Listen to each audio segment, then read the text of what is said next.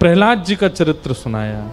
हिरण्यकश्यप के खानदान में, हिरण्यकश्यप के परिवार में भगवान के कुलीन भक्त का प्रादुर्भाव हुआ, जिनका नाम था श्री प्रहलाद जी महाराज। एक बात याद रखिएगा, या तो परिवार में भक्त का प्रादुर्भाव ठाकुर जी की इच्छा से होता है, या फिर परिवार में भक्त का प्रादुर्भाव माता पिता की इच्छा से होता है। कई बार माता पिता की इच्छा से नहीं भी थी, फिर भी कोई भक्त बालक घर में जन्म ले तो ये ठाकुर जी की इच्छा है। हिरण्यकश्यप जैसे दानव, हिरण्यकश्यप जैसे महान घनघोर राक्षस के यहाँ प्रहलाद जी का जन्म हुआ, ये भगवत इच्छा थी। उनकी पत्नी जब गर्भवती थी, उस समय पर हिरण्यकश्यप हिमालय पर तप कर रहे थे, और उसी काल में नारद जी ने आकर के उनकी पत्नी कयाधु को भगवत चर्चा सुनाई, जिसके प्रभाव से हिरण्यकश्यप जैसे दानव परिवार में एक प्रहलाद जैसे बालक का जन्म हुआ। प्रहलाद जी जब 5 वर्ष के हो गए, तब हिरण्यकश्यप हिमालय से लौट करके आया, और आकर के अपने पुत्र को जब पहली बार देखा, गोद में ले लिया। बहुत प्रेम करते थे अपने पुत्र से। प्रहलाद जी को पढ़ने के लिए दानव विद्यालय में भेजा, जहां पर दानवी विद्या सिखाई जाती थी। प्रहलाद जी महाराज दानव विद्यालय में जाते, 1 साल बाद जब लौट करके आए तो पिता ने गोद में बैठा के पूछा, बेटा तूने क्या सीखा? कोई अच्छी बात बताओ जो तुमको बहुत अच्छी लगी हो, आज तक तुमने किसी से सीखी हो, मुझे बताओ। प्रहलाद जी इतने खुश हो गए, पिताजी आप सुनना चाहते हैं? एक बहुत अच्छी बात मुझको पता है। हिरण्यकश्यप बोले, हाँ बेटा सुनाओ। कि तत्साधु मन्ये सुरवय देहिनाम सदा समुद्विग्न धियाम सद्गृहात् हित्वात्मपातं ग्रहमन्धकूपं वनं गतो यद्धरिमाश्रयेत। पिताजी, प्रहलाद जी कह रहे हैं हिरण्यकश्यप से, ये संसार एक अंधा कुआं है और हम सब खाते पीते हंसते खेलते सब इसमें गिरते जा रहे हैं। पिताजी, इस कुएं में गिरकर के प्राणों का त्याग कर देना और जीवन को निरर्थक करने से अच्छा है इस कुएं में कूदने से पहले हित्वात्म पातम ग्रहमंद कूतम वनम गतो यद्धरिमाश्रयेत, वन में जाकर के हरि का स्मरण करना चाहिए।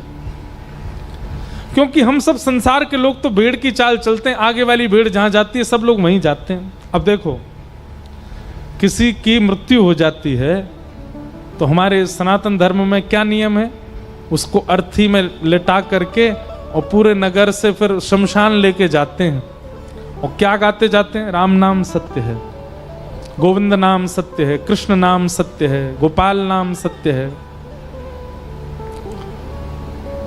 ये राम नाम सत्य आप किसको सुनाते हो?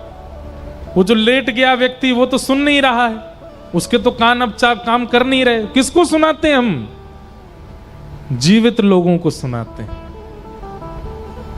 पूरे नगर में, बाजार में, घरों के आगे से निकलते हैं और क्या कहते जाते हैं, राम नाम सत्य। मतलब सब सुनो, ये जो हमारे कंधे पर चढ़ के जा रहा है, इसने बहुत कमाया, बहुत लिया, बहुत सब कुछ किया, पर आज इसके साथ कुछ भी नहीं जा रहा है। भैया सावधान हो जाओ, जितने जीवित हो, राम नाम ही सत्य है, बाकी सब असत्य है।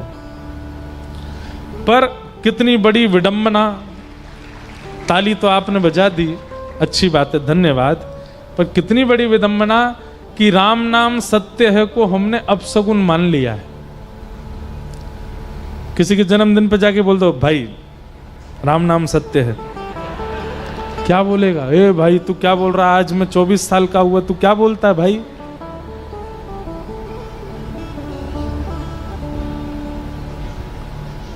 किसी को उपहार में लोग फ्रेम बना करके देते हैं, उसमें कुछ ना कुछ लिख करके देते हैं। कई लोगों के नए घर में प्रवेश होते हैं तो स्लोगन्स वाले अच्छे अच्छे वो पोर्ट्रेट देते हैं, तो अपने घर में लगावे, बढ़िया एम्ब्रॉयडरी लिखवा करके ले जाओ, राम नाम सत्य है। किसी के गृह प्रवेश में ही दे दो, ले भाई। महाराज सामने वाला व्यक्ति इतना घबरा जाएगा, मेरा गृह प्रवेश हुआ, तू क्या बोल रहा है? हमने संसार के सबसे बड़े सत्य को असत्य मान लिया, अब शगुन मान लिया। इससे बड़ा दुर्भाग्य क्या है हमारा? आप लोग हंसे क्यों? किसी के बर्थडे पर जाके राम नाम सत्य बोलने पर आप हंसे क्यों? क्योंकि आप भी ये मानते हो कि राम नाम सत्य हमसे भी कोई ना बोले। ये दुर्भाग्य है हमारा। राम नाम ही सत्य है, आगे सब असत्य है। सांचो एक राधा रमण, झूठो सब संसार। प्रहलाद जी वही बात बता रहे हैं अपने पिताजी को, पिताजी मृत्यु के बाद में भगवान नाम सत्य बोलने का कोई अभिप्राय नहीं है, जीवित अवस्था में बोलना चाहिए। हित्वात्म पातम ग्रहमंद कूपम वनम गतः यद्धरिमाश्रयेत, वन में जाकर के भजन करना चाहिए। हिरण्यकश्यप को क्रोध आया, उठा करके अपने पुत्र को दूर पटक दिया। अनेक प्रयास करके प्रहलाद जी को मारना चाहा, पर प्रहलाद जी का बाल बांका भी नहीं हुआ।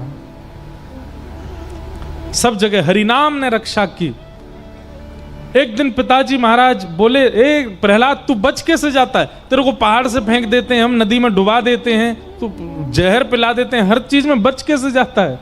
प्रहलाद जी इतना सुंदर उत्तर देते हैं। प्रहलाद जी कहते हैं, दंता गजानाम कुलिशाग्र निष्ठुर शीर्णायते ते नवलम ममैतत् महाविपत्ताप विनाशनोयम जनार्दनानुस्मरणानुभाव। प्रहलाद जी कहते हैं, भैया इतनी बड़े बड़े प्रयासों से भी मेरी मृत्यु नहीं हुई। क्यों? क्योंकि मेरे इष्ट का नाम मेरी जीभ पर रहता है। सोचो, जिनका नाम मेरी रक्षा कर रहा है वो स्वयं प्रकट हो गए तो क्या होगा? जिनके नाम में इतनी सामर्थ्य है कि मैं सारी परिस्थितियों से सुरक्षित बच करके आ गया, कभी अगर वो प्रत्यक्ष मेरे सामने प्रकट हो गए या तुम लोगों के सामने आ गए, तो जिनका नाम इतना प्रभावशाली, वो प्रत्यक्ष कितने प्रभावशाली होंगे, विचार करो। और एक दिन वो घड़ी आई, हिरण्यकश्यप बोला, आज तेरे हरि को ही प्रत्यक्ष प्रकट करता हूं, बता कहां रहता है वो? पिताजी आप गलत प्रश्न पूछ रहे हैं। कहां रहता है ऐसा मत पूछिए, ये पूछिए कहां नहीं रहता। सब जगह खंबायु यज्ञम सलिलम महिम च ज्योतिंसि सत्वानि दृशो द्रुमादीन सरित समुद्रांश हरे शरीरम यत्किंचि भूतम प्रणमेत अनन्यम।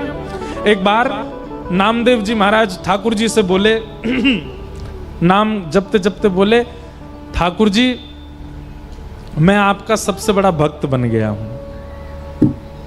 सब लोग इधर देखो, ध्यान से सुनो कथा।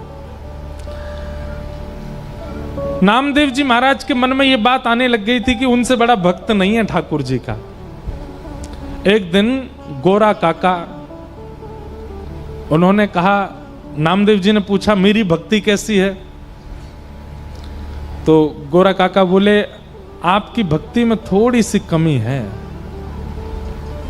नामदेव जी बोले, मैं इतना नाम जप करता हूं, सर्वम खलु इदम ब्रह्म, सब में ठाकुर जी का दर्शन करता हूं, फिर भी मेरी भक्ति में ये कह रहे हैं कि थोड़ी कमी है, कैसे? तो गोरा काका बोले कि आप अभी सब में ठाकुर जी को देखते नहीं हो, बोलते हो, मानते हो, पर देखते नहीं हो। थोड़ा सब में ठाकुर जी का अनुभव करना, क्योंकि वैष्णवता की एक चरम स्थिति ऐसी आती है कि फिर आगे दिखने वाली हर वस्तु में ठाकुर जी हैं, ऐसा अनुभव होने लग जाता है। तो आप कहीं गए, वहां जाकर के जीव जंतुओं को देखा, तो जीव जंतुओं को देख करके आप बोले, यहां तो भजन नहीं बन पाएगा, यहां से कहीं और जाऊंगा। एक बिल्कुल एकांत नदी के किनारे पर जाकर के आप बैठ गए, तभी वहां पर देखा कि एक कुटिया थी, उसमें से दो पति पत्नी निकल करके आए। नामदेव जी ने उनको देखा, उन्होंने नामदेव जी को देखा। दोनों पति पत्नी तुरंत नामदेव जी को देख करके फिर से गए और हाथ में बड़े बड़े गरसा लेके आए। गरसा जानते हैं? आपके यहां गरसा नहीं जानते होंगे। तलवार मान लो, तलवार जैसी होती गरसा। तलवार लेकर के आए और नामदेव जी की तरफ भागे और दोनों पति पत्नी बोले बहुत दिन से भूखे थे, आज बढ़िया नर मिला है, इसी को पका के खाएंगे। नामदेव जी महाराज तो वहां से भागे, महाराज अपनी सब नाम वाम लेकर के दौड़े, सीधे श्री पंडरीनाथ जी के पास जाकर के रुके, सांस लेने लगे जोर जोर से। पंडरीनाथ भगवान बोले क्या बात है? बोले गोरा काका बोले तुम्हारी भक्ति में कमी है, तुम सब में परमात्मा देखा करो। मैं तो गया था देखने के लिए, पर दो दंपति मेरे ही पीछे तलवार लेके भागे मुझे मार के खाने के लिए, कैसे परमात्मा देखूं? ठाकुर जी जोर से हंसे, हंस करके बोले ए नामा, वो दो जो तेरे पीछे भागे थे ना, वो मैं और रुक्मणी जी ही थे। लेकिन तू हमको वहां देख नहीं पाया, तू हमारा अनुभव वहां कर नहीं पाया। जेही जाने जाहे देहु जनाई, वो ही जान सकता है ठाकुर जी को जिसको ठाकुर जी जनाना चाह रहे हो। कई लोगों को मंदिर में भी पत्थर दिखाई देता है, ठाकुर जी का अनुभव नहीं होता। इसलिए अपने ऊपर कभी अभिमान मत कीजिएगा अपनी भक्ति का।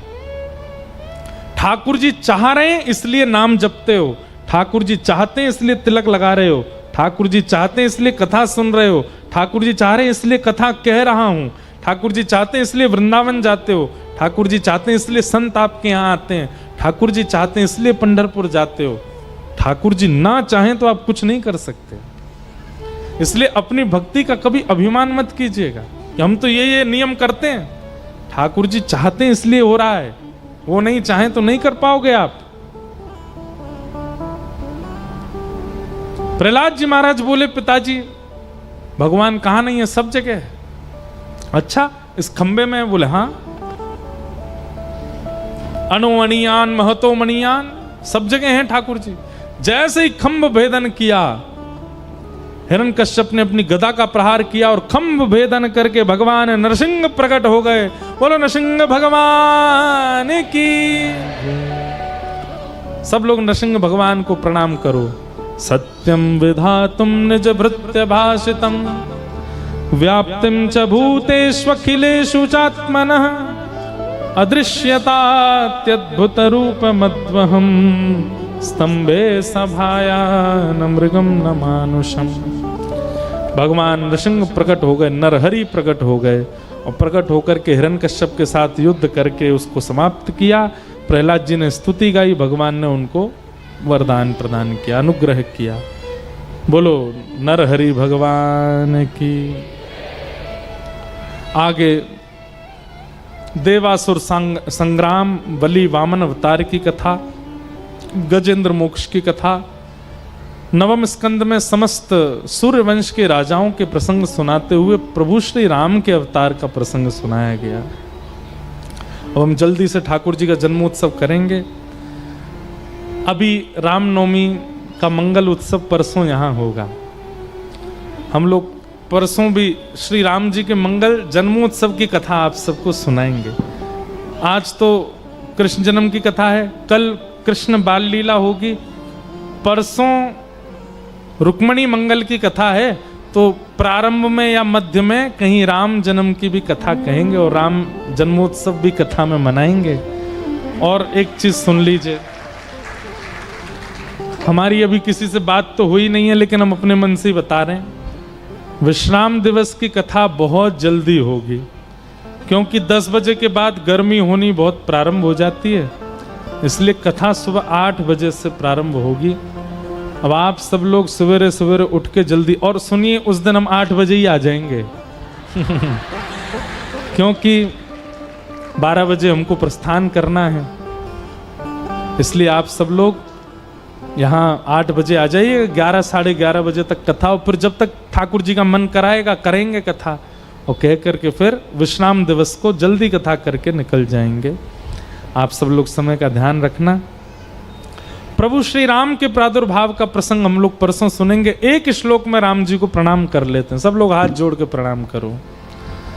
गुरुवर थे त्यक्त राज्यो व्यचरदनुवनम पद्म पद्भ्याम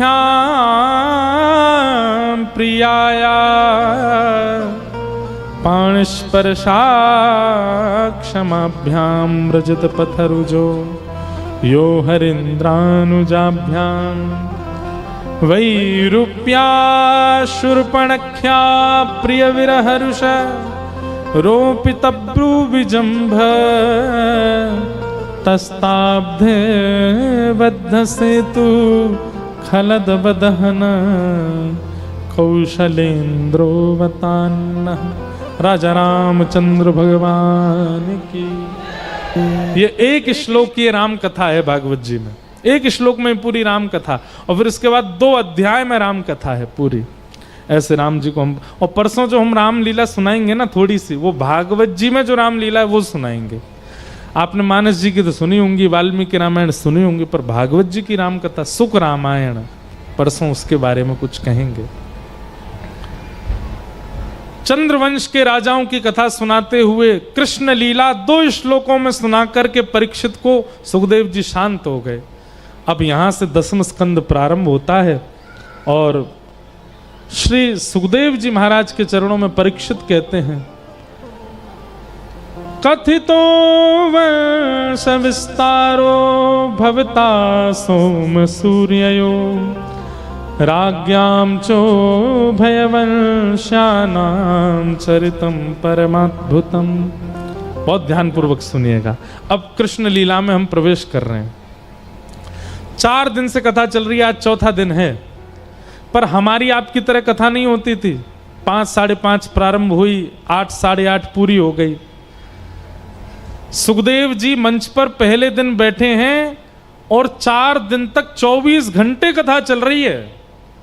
परीक्षित सामने एक आसन में बैठकर के पूरी कथा सुन रहे हैं। आज 4थे दिन की कथा जैसे प्रारंभ हुई तो कृष्ण लीला 2 श्लोकों में सुना दी। मथुरा में जन्म हुआ, जन्म लेते गोकुल गए, गोकुल से ठाकुर जी वृंदावन गए, वृंदावन से मथुरा के कंस को मार दिया, रण छोड़ के द्वारिका गए, 16,108 ब्याह किए, महाभारत का युद्ध हस्तना कुरुक्षेत्र में करा करके ठाकुर जी ने पांडवों को विजय दिलवा दी। वापस आकर के कुछ लीला करके भगवान अपने स्वधाम को चले गए। बस ऐसे पूरी कथा सुना दी और सामने एक आसन पर बैठे परीक्षित। परीक्षित बोले, सुखदेव जी, हे गुरुवर, हो गई कृष्ण कथा? बोले, यही है कृष्ण कथा, इससे ज्यादा कुछ है नहीं कृष्ण कथा में। मथुरा में ये किया, वृंदावन में ये किया, गोकुल में ये किया, द्वारिका में ये किया, ठाकुर जी बस ये सब लीला ही है, हो गए, चले गए।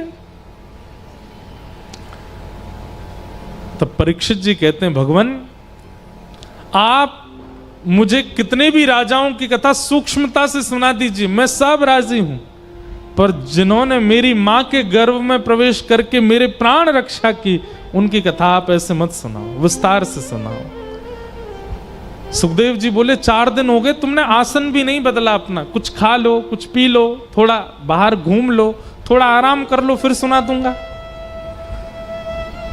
आहा, ये भाव जब चित्त में आता है तब कृष्ण लीला प्रारंभ होती है। आज मुझसे कई लोग बोले, महाराज जी, हमारे भुसावल के लोग कह रहे हैं, महाराज जी से कह दो ब्रज भाषा में कथा सुना दें, ब्रज की भाषा में कहें। ब्रज भाषा में कथा अच्छी तो लगती है, पर ब्रज की भाषा के लिए ब्रज में प्रवेश भी तो आवश्यक है, और ब्रज में प्रवेश के लिए परीक्षित जैसी स्थिति चाहिए। परीक्षित क्या कहते हैं, मुझे भूख नहीं लगती, मुझे प्यास नहीं लगती, मुझे निद्रा नहीं आ रही है, मुझे कहीं नहीं जाना है, मेरे मन बुद्धि जीव नेत्र कान अब सब कुछ कृष्ण को सुनना चाहते हैं। मुझे भूख भोजन की नहीं है, कृष्ण लीला की है। मुझे प्यास पानी की नहीं, कृष्ण चरित्र की है। मुझे शयन नहीं करना है, अब तो बस नेत्र बंद करके खोना है कृष्ण लीला में। ऐसी स्थिति जब तन की हो जाती है तब ब्रज में प्रवेश मिलता है, तब ब्रज की भाषा आती है। परीक्षित जी महाराज बोले, भगवान पिबंतम त्वन् मुखाम्भोज च्युतम हरि कथामृतम। आप ये हरि की कथा जो सुना रहे हैं ये अमृत के समान लग रही है, पर कृपा करके कृष्ण लीला 2 श्लोकों में मत सुनाइए, विस्तार से मुझको सुनाइए। मैं सुनना चाहता हूं कि ठाकुर जी ने कैसे लीलाएं की हैं। मुझे भूख प्यास नहीं है, आप तो बस सुनाते रहिए। इसे कहते हैं तत्परता, इसे कहते हैं व्याकुलता, उत्कंठा, और आपकी भाषा में तड़प। ये तड़प भी जब ब्रज लीला सुनने की होती है ना, तब ब्रज में प्रवेश मिलता है। सुखदेव जी बोले अब मैं तुमको कृष्ण लीला सुनाऊंगा, क्योंकि तुम उसके अधिकारी बन चुके। और सुनाया। भगवान ने आकाशवाणी करके देवी देवताओं को आज्ञा कर दी थी कि हम वसुदेव के घर जन्म लेंगे। यहां सूरसेन मंडल के राजा, उनके बेटा वसुदेव जी, उनका विवाह देवक राजा की बेटी देवकी के साथ में हुआ। और देवकी के ताऊजी का बेटा है कौन? कंस, उग्रसेन का बेटा। कंस सब लोगों की नजरों में अपनी छवि अच्छी बनाने के लिए अपनी बहन का कन्यादान करता है और विदा करने के लिए साथ लेकर के जा रहा, स्वयं रथ चला करके जा रहा है। तभी आकाशवाणी हो गई, अरे कंस, जिस बहन को तुम विदा करने जा रहे हो उसी का अष्टम गर्भ तुम्हारा काल होगा। तुरंत तलवार निकाल करके अपनी बहन के सिर को धड़ से अलग करने लगा। वसुदेव जी ने चरण पकड़े, इनको मत मारो, इनका बालक तुम्हारा काल है, ये तुम्हारी काल नहीं। हम वचन देते हैं जितने बालक होंगे हम सब तुमको दे देंगे, पर इनको मत मारो, तुम्हारी बहन है। बहन को कोई मारता, बहन को और बेटी को कोई मारता है? हमारे शास्त्र आज्ञा करते हैं बंधुओं, चाहे कितना भी बड़ा अपराध किया हो, मातृशक्ति को मृत्यु दंड देने का अधिकार नहीं है। आज का न्याय, आज का लॉ क्या बन गया वो जाने, उसका भी सम्मान है, पर शास्त्र आज्ञा ये करते हैं कि माताओं को नहीं मारना चाहिए, चाहे कितना ही बड़ा दंड हो।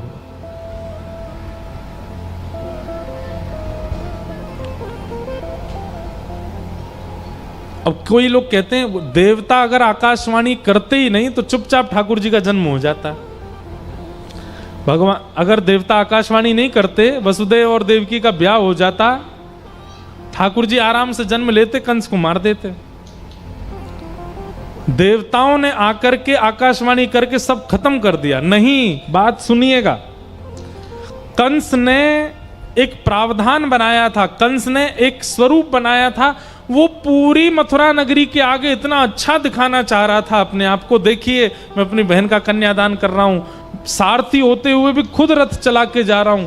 वो ऐसा आडंबर जीवन भर करता रहता और मथुरा के लोग उसी को ही अपना भगवान मान लेते। और फिर जब भगवान आकर के कंस का वध करते तो सब भगवान के विरुद्ध खड़े हो जाते। कंस तो बहुत अच्छा था, आपने क्यों मारा? तो कंस की सच्चाई सबके सामने प्रकट हो, इसके लिए देवताओं ने आकाशवाणी की कि अरे कंस, जिस बहन को तू विदा कर रहा है इसी का अष्टम गर्भ तेरा काल होगा। कंस भूल गया कि मुझे तो अच्छा दिखना है सबको, तुरंत तलवार निकाल के मारने लगा। मथुरा के लोग सब घबरा गए। कितना भी बड़ा हो भाई, ऐसा पाप तो कोई नहीं करता कि अपनी बहन को मार रहा है। और उसके बाद अपने काल से बचने के लिए उसका पाप रूप आगे आता ही गया, आता ही गया। तो मथुरा के लोगों ने, जब भगवान ने कंस को मारा तो मथुरा के लोग कंस के पक्ष में नहीं थे, ठाकुर जी के पक्ष में थे, क्योंकि कंस की सच्चाई सबके सामने पहले ही आ गई थी कि वो अच्छा नहीं है। इसलिए देवताओं ने आकाशवाणी की। 6 बालकों को कंस ने मार दिया, 7वें बालक के रूप में बलराम जी आए। परंतु योग माया के आश्रय से बलराम जी का गर्भ स्थानांतरित हो गया। कुछ महीने देवकी मैया के गर्भ में रहने के बाद गोकुल में रोहिणी मैया के गर्भ में परिवर्तित हो गए। और कंस को खबर मिली कि 7वां बालक गर्भ में ही खत्म हो गया। कंस बोला अच्छा, नहीं तो मुझे मारना पड़ता, अब तैयारी करो, 8वां आने वाला है। सैनिकों को तैनात कर दिया, सिक्योरिटी टाइट कर दी, अब मेरा शत्रु जन्म लेने वाला।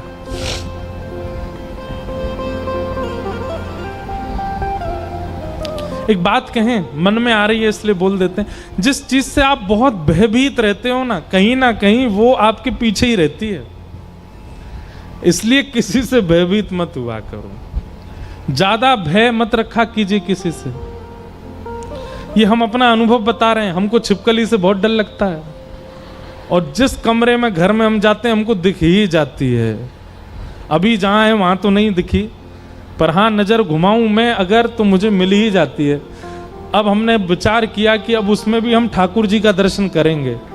मन ताली बजाने वाली बात तो नहीं है, पर मन में ऐसा भाव रखेंगे भाई ये चतुर्भुज भगवान ही हैं, 4 भुजा वाले, कम से कम उसके प्रति भी भय खत्म हो। क्योंकि जिससे आप बहुत भयभीत होते हैं, ये संसार का नियम है, जिससे आप बहुत डरोगे वो आपका पीछे ही नहीं छोड़ता, वो आपके आसपास दिखता ही रहेगा आपको, चाहे वो कोई हो।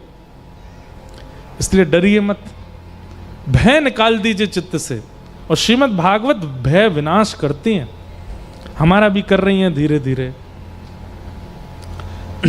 कई बार ऐसा होता है, ये बगल में स्पीकर है ना, इस पे आ गई थी एक बार, अब पूरी कथा में ऐसे ही सुनाता गया, लेकिन सत्य बता रहे हैं हमको उस दिन भय नहीं लगा। मंच से उतरते ही मैं भागा, तब लगा। मंच पे भय नहीं लगता, भागवत जी के आश्रय में ज्यादा डर नहीं लगता।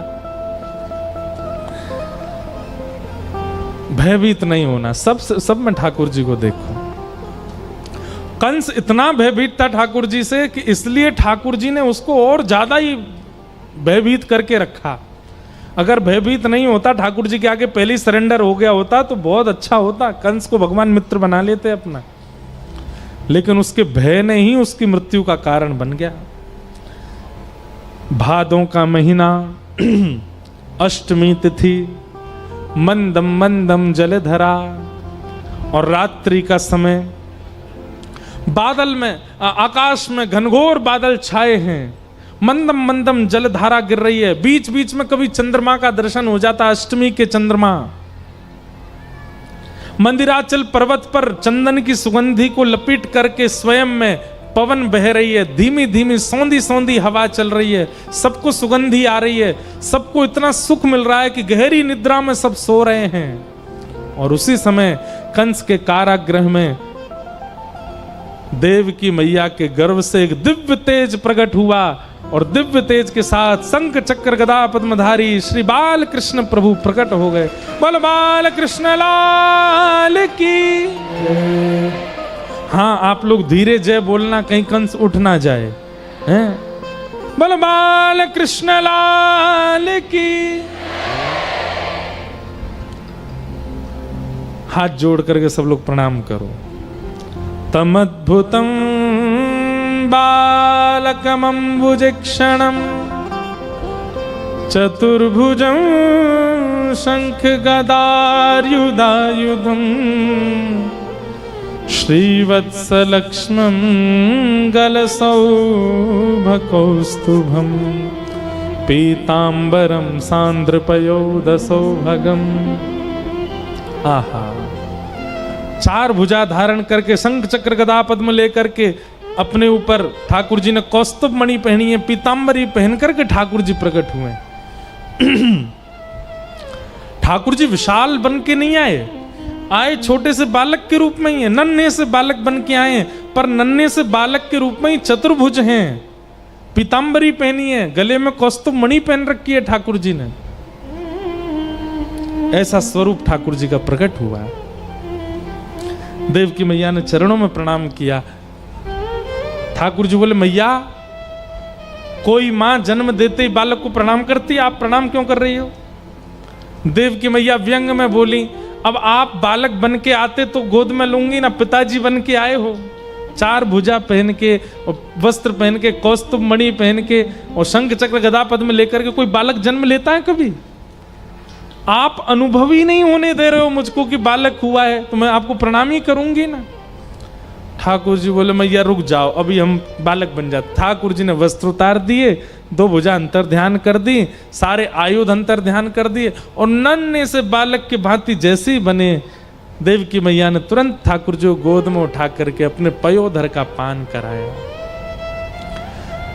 पयोधर पान करने के बाद ठाकुर जी थोड़ा बोलने लगे। देव की मैया बोली, बालक कोई बोलता है जन्म लेके? मैया, जरूरी बात है इसलिए थोड़ा सुन लो, फिर उसके बाद हम मौन ही हो जाएंगे। कहो। मां देखो,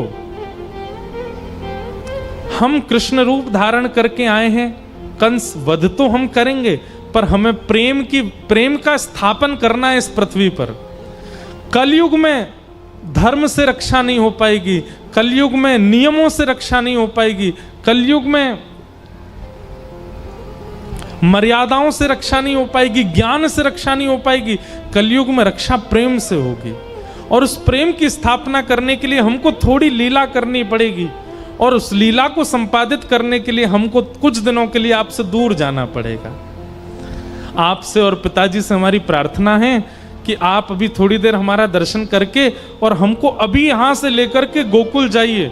गोकुल में यशोदा मैया ने एक लाली को जन्म दिया है, वहां हमको सुला करके और लाली ला करके आप कंस को दे देना। वो लाली नहीं है, साक्षात वैष्णो देवी, अष्टभुजी देवी भद्रकाली है। वो कंस की बुद्धि ठिकाने लगाने कोई जन्मी है।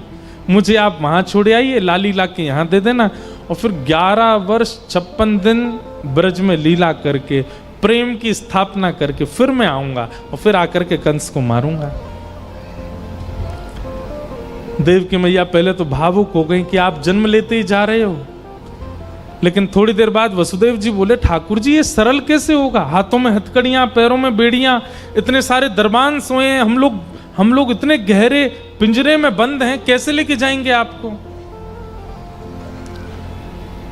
अब इस बात का आध्यात्मिक अर्थ इतना सुंदर है। ठाकुर जी क्या उत्तर दे रहे हैं? बोले, इसी कारण से भक्त मेरी सन्निधि ग्रहण नहीं कर पाता। क्यों? क्योंकि वो बंधन गिनाने लग जाता है कि मेरा ये बंधन है, ये बंधन है, ये बंधन है, मैं आपकी शरण में कैसे आऊं?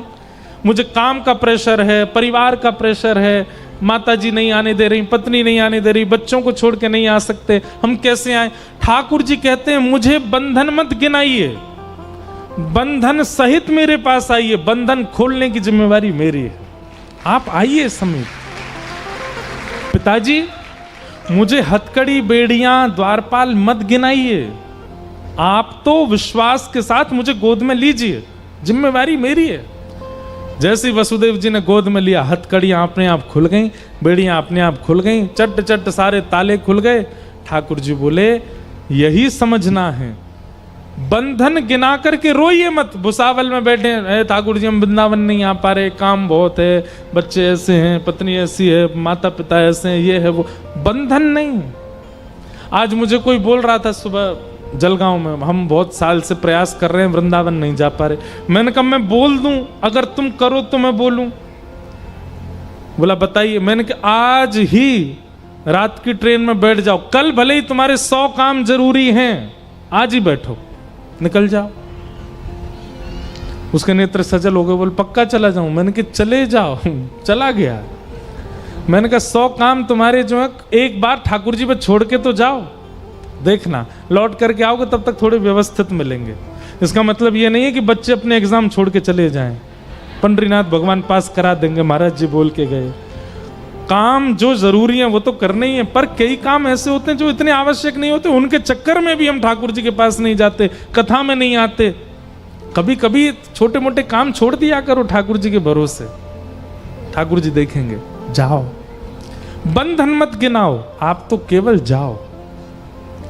ठाकुर जी को लेकर के श्री वसुदेव जी महाराज गोकुल जा रहे हैं।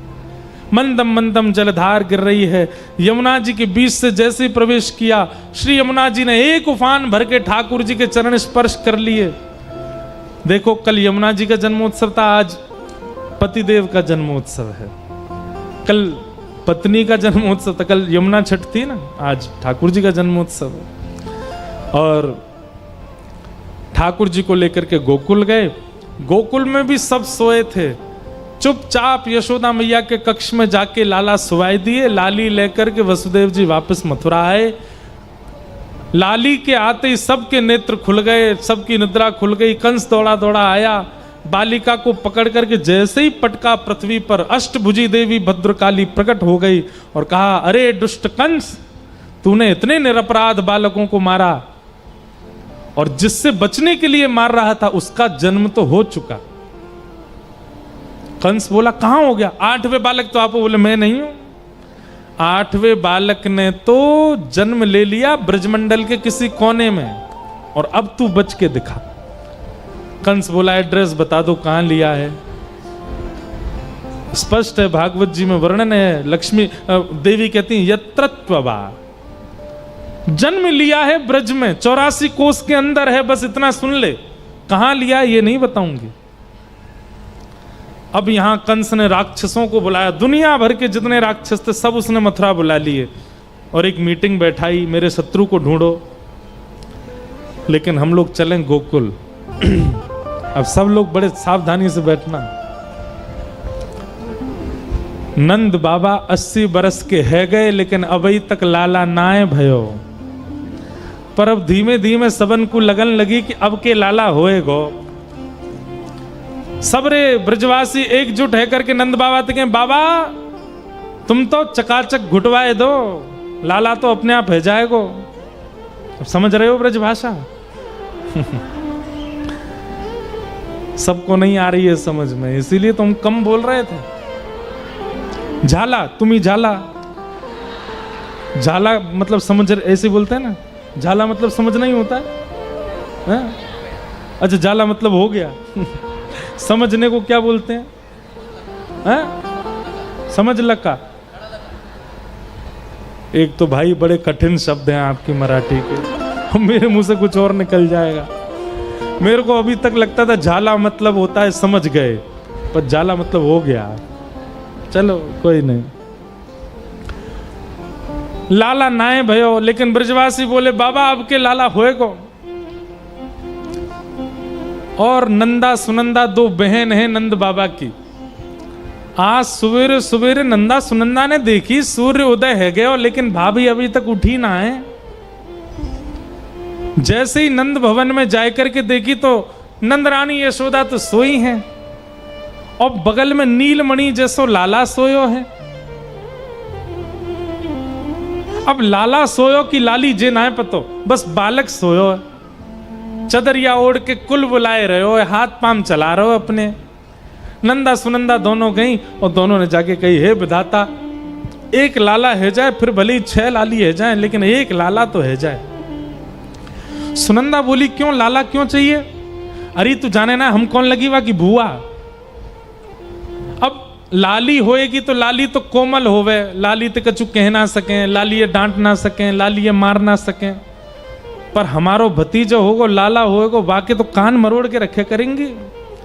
जब अपने ससुराल ते आए करेंगे, ये कहेंगे लाला चला जा, हमारे बस्ता उठा, हमारे सामान उठा के लेके जावेगो, हमारे काजे सामान लेके आवेगो। लाला हेवे के बड़े फायदे हैं, अपने पाम दबाए करेंगी बातें। एक लाला है जाए। और 21 बार हरिशरणम को जाप कियो, हरिशरणम हरिशरणम हरिशरणम, एक लाला है जाए। और जैसे ही चदरिया हटाए करके देखी महाराज, है गया है गया है गया है गया है गया है गया है गया। बलनंद के लाला की। ऐसी जय बोल रहे हो जैसे एकादशी है। अरे ऐसी जय बोलो कि जलगांव तक आवाज जावे, बलनंद के लाला की। हाँ जय आई ना आवाज अब जोर के। अब तो नंदा सुनंदा पूरे ब्रज में दौड़ रही है गया है गया है गया है गया है गया है गया। सब ब्रजवासी कह रहे हैं कहा भयो, बोले अब तो है गयो, बोले भयो कहा, बोले है गयो। नंद बाबा तो जाके बोली बाबा है गयो है गयो। बाबा बोली कहा भयो, इतने ब्रजवासी इकट्ठे है गए। अरे ने बता तो नंदा भयो कहा। नंदा सुनंदा बोली आप सबन के अथक प्रयास सो श्री नंद बाबा के यहाँ पर नीलमणि जैसो लाला भयो है, बधाई हो। अरे जोर से बोलो बधाई हो, बधाई हो, बधाई हो, बधाई हो। पूरे ब्रजमंडल के लोग महाराज जैसे ही खबर सुनी कि नंद भवन में लाला भयो है, सब अपने अपने घरन से बाहर ले आ गए। सब मक्खन लेके, दही लेके, दूध लेकर के उड़ा उड़ा करके नृत्य कर रहे हैं। हो ब्रज में है रही जय जयकार, नंद घर लाला जायो है। ब्रज में है रही जय जयकार, नंद घर लाला जायो। हाँ हाँ हाँ ब्रज में है रही जय जयकार, नंद घर लाला जायो है। ब्रज में है रही जय जयकार, नंद घर लाला जायो।